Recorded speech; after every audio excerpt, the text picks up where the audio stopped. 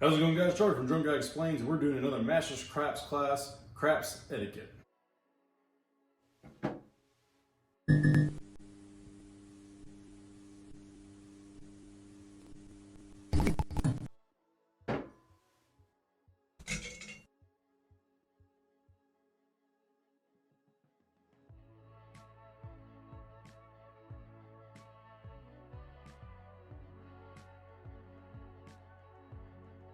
The biggest thing about etiquette is this. I'm going to go over some general rules about the general etiquette that you want to walk into a craps table and have in order to not only not piss off your dealers, but also not piss off the players around you. Rule number one, don't say seven. Even if you're a don't player, a do player, if you're just a yo player, even if you're a middle player or a lay player, just don't say seven. Why? You're going to make a lot of the people playing around you really angry if you sit here and start saying 7-7-7 or 7 out or big red, whatever you want to say. Just kind of don't say seven. If you want to say seven to your buddies or say something to the dealer, say it low, say it slow. At the same time, realize that a lot of people 7 out means that they're about to lose some money.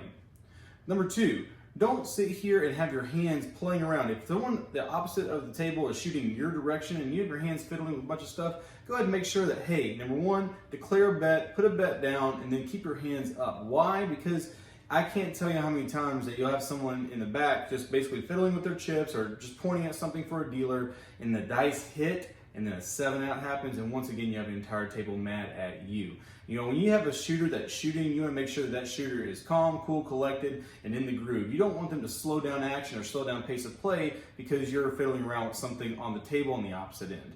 In saying that also, you also don't want to make sure that when you are doing something and someone is shooting, don't slow the roll. So for instance, if you walk in with $6,000 in $20 bills and a man is midway through a session of, let's say, 20 rolls, and you stop pace of play to basically get chips for $6,000 in 20s or 100s, you're going to make a lot of people mad because you're basically just spending 5 minutes with someone just staring at your money, staring at the chips, staring at the shooter who wants to shoot, and the dealers, and it just slows down and jumps up the game. So if you can, try to get chips somewhere else. If you can, try to get chips in between shooters is always a good idea. But once again, just, when the roller is rolling, you want to make sure that they're rolling. So you don't want to sit here and slow them down.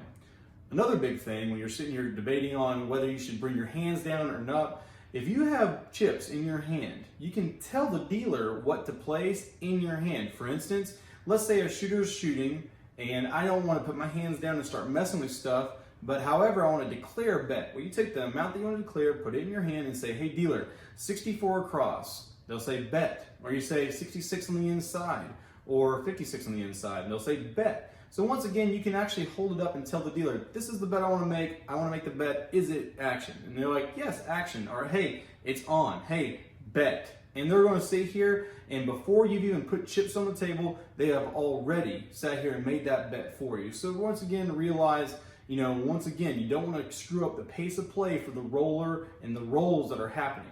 Now, another big table etiquette, I think, is the hover factor. For instance, you have probably a considerable amount of money or a considerable amount of money to you in front of you. If you're coming up to the table to watch basically how the table's going, if it's hot, if it's cold, what is happening, maybe there's a big upset and people are cheering and yelling and you want to see what's it all about.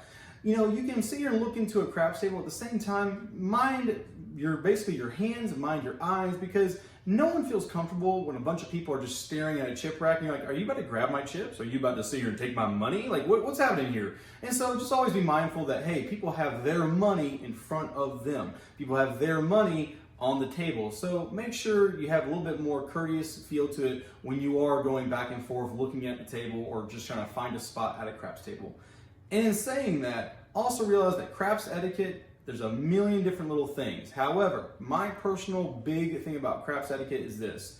Number one, don't be disrespectful to people. Don't be disrespectful to the dealers because you're going to cause issues. Don't be disrespectful to your other players because once again, you're going to cause issues. People don't want to be around someone who's going to act like not a nice person. So you gotta sit here and realize, judge a crowd, judge the temperature of the room, and kind of act accordingly.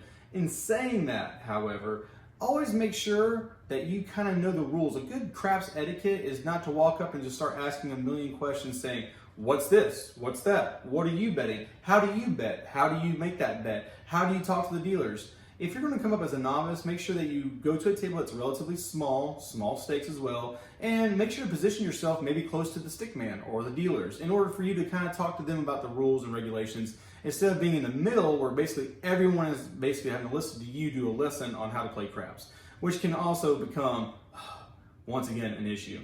Now, a big thing for me, and this is more of a DGE etiquette thing, you never want to spend too much time playing with dice. And I know that sounds weird, but for instance, everyone has a dice set that they like to use. Dice setters all basically shoot the same, but in the same course of it, realize that some things are just annoying to see. And for instance, let's say you have a dice set, you make the dice set, and then you sit here and put the dice in your hand, and then you do 14 circles clockwise, and then 14 circles counterclockwise, and then you sit here and just go up and down, almost shoot and come back down, almost shoot and come back down. Motions like that, a lot of times you'll see dealers and players around you kind of take a, we already have to wait 30 seconds, generally speaking, between rolls when it comes down to paying people, and if you have a full table, there's just a lot of bets going on. And for you to spend an additional 30 seconds basically fiddling around with dice, that can cause the game to slow down, and once again, you're sitting here and just kind of being stagnant about it. And people want to be excited about craps. People want to sit here and enjoy craps. It's a fast-paced game, so treat it like a fast-paced game. And also another DGE, I would say, a DGE etiquette when you're coming to a craps table is also biggest thing possible is be social. I mean, talk to people around you, talk to people in the dealers. These guys are standing for 12 hours a day, raking sticks, stacking up, and just sitting here paying people and getting yelled at. So be nice to the dealers. Unless they're not nice to you, then que sera, sit here and do what you have to do in order to make your bets work. But most of the times, most dealers are going to be nice because they are a part of the service industry. And when it comes to players, you're going to have players that get antsy because they're losing money. People have get really excited because they're making money. So just gauge the temperature of the room. Don't sit here if you're making thousands of dollars on a craps table and someone else is tanking next to you. Don't rub it in. Understand, take it with grace, take it with kindness, take it with a little bit of humility, and sit here and have a little bit of generosity too. Tip your dealers if you have to.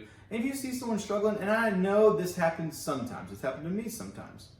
If you make more than, I would say, $1,000 off a shooter, or $10,000 off a shooter, or $5,000 off a shooter, and that shooter just tripled you up, quadrupled you up, it's a monster roll. Guys, have a little bit of etiquette and toss a $5 to the guy that rolled. Why? Because you know what? I just think it's so cool when someone's rolled a hot roll and I toss them a $5 chip. Why? Because I'm making them feel wanted. I'm making them feel loved. I'm making them feel like, hey, you made me a butt ton of money.